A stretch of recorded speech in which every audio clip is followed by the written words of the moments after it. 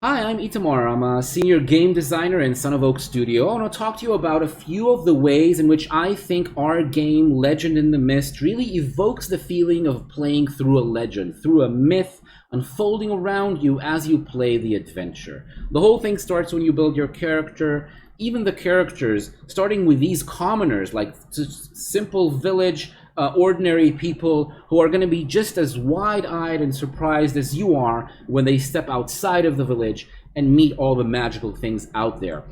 The characters like the sweaty smith or the village gossip or even the drunkard that's hiding a little bit more than that under the surface. Another example is the overtly magical creatures like the household spirit or the dangerous and mysterious river beauty, which is a whole other kind of character you can play, be a part of the magical world.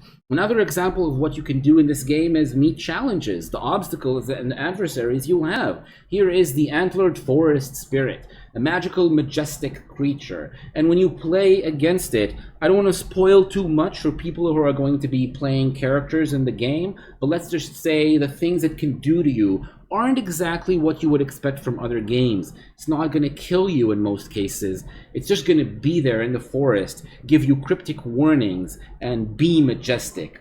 There's actually in the game rules for this creature when you read the stat block. Another example is magic.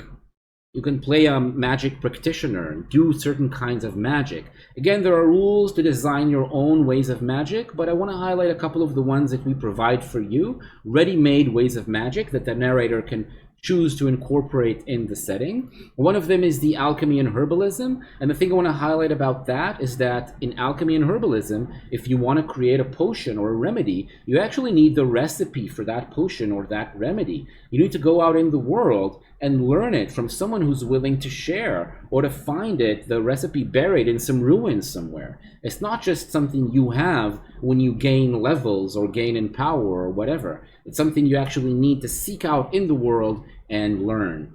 Another example of a kind of magic you can do is witchcraft. You want to be a witch?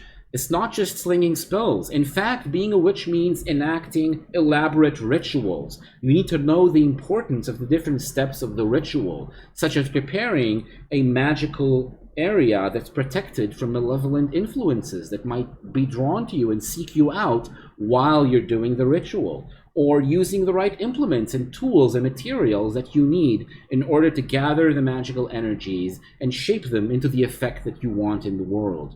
This is what it means to be a witch and perform witchcraft in our game. So yeah, these are just a few of the elements I wanted to highlight.